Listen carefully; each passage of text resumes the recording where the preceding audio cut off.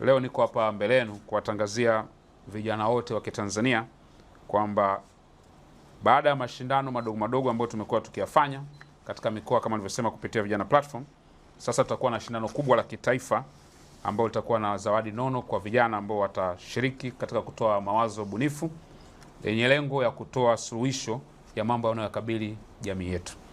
Shindano hili tumelipa jina la Vijana Uchumi Challenge, likiwa na kauli mbiu inayosema wana wanafikiri, taifa linasonga.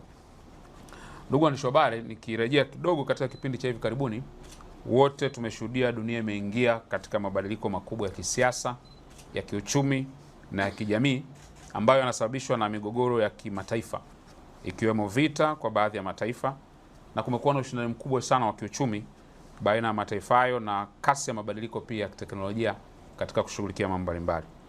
Mabadiliko haya ambayo nimeyataja yameibua mazingira mapya ya kiuchumi ya dunia ambayo yanaathiri kwa namna moja au nyingine uchumi wa mataifa mengine, hususan yale yanayoendelea ikiwemo Tanzania katika sekta mbalimbali.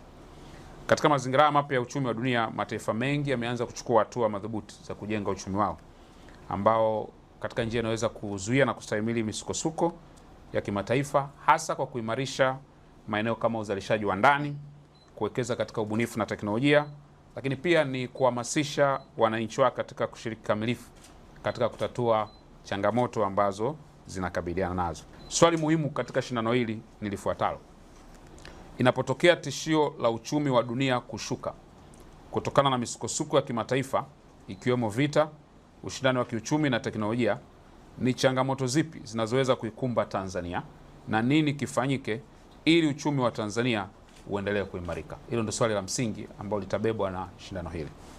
Ndugu waandishi wa habari, kwa kutambua umuhimu wa shindano hili, wizara imetenga shilingi takriban milioni 50 zitakazotolewa kwa washindi wa shindano hili, na ili kuhakikisha kuwa shindano hili linakuwa la vijana wenyewe, kwa mamlaka nilionayo kwa mujibu wa kisheria, nimeona niunde kamati ya kitaifa ya vijana itakayoanza kazi mara moja ya kusimamia, kuratibu shindano hili na kuanza hatua ya mwanzo mpaka mwisho.